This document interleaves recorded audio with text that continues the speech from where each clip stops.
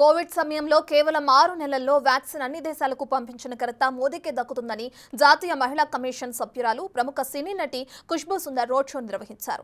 MP అభ్యర్థిని కొత్తపల్లి గీత, MLA అభ్యర్థి పాంకి రాజారావు గెలుపుకు మద్దతుగా అరకులో ఆమె రోడ్ షో నిర్వహించారు. గిరిజనులతో కలిసి తీన్సా నృత్యంతో ఖుష్బూ, కొత్తపల్లి గీత పాల్గొన్నారు. 5 సంవత్సరాలు రాష్ట్రంలో వైసీపీ ప్రభుత్వం ఎలాంటి అభివృద్ధి చేయలేదని అసహనం వ్యక్తం చేశారు. చివరకు జగన్ చెల్లి కూడా బయటకు వచ్చి వైసీపీ ప్రభుత్వంపై విమర్శలు చేశారని ఎద్దేవా చేశారు. ఇక రాబోయే ఎన్నికల్లో కూటమి ప్రభుత్వాన్ని గెలిపించాలని ఓటర్లను అభ్యర్థించారు.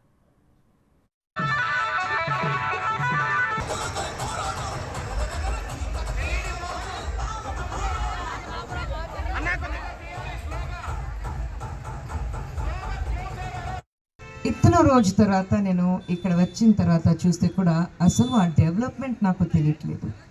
ఆ డెవలప్మెంట్ అరకు వ్యాలీ అయితే ఎలా ఉండాలి, మెయిన్ ఇక్కడ మీకు అట్రాక్షన్ ఉంటుంది టూరిజం, అందరూ రావాలి. నేను అప్పుడు వచ్చినప్పుడు బ్యూటిఫుల్గా ఉంది, ఇంకా అదే బ్యూటిఫుల్గా ఉంది, కానీ ఆ డెవలప్మెంట్ చెప్పినప్పుడు ఆ డెవలప్మెంట్ అసలు జరగలేదు.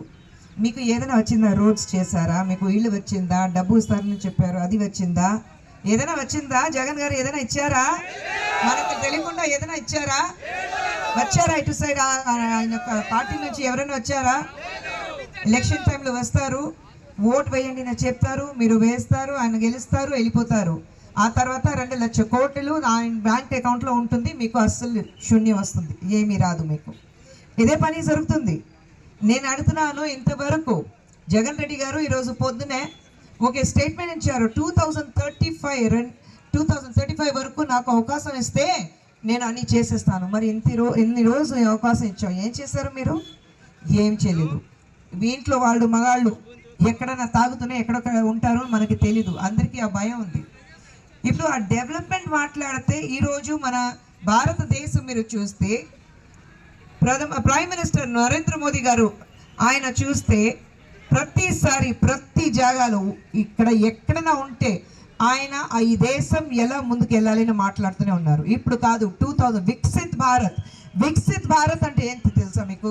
2047 భారతదేశానికి 100 years కంప్లీట్ అయితే, ఫ్రీడమ్ 100 years కంప్లీట్ అయితే ఆ టైంలో ఈ దేశం ఎలా ఉండాలి, దేనికి ఇప్పుడే ఆయన పని స్టార్ట్ చేశారు.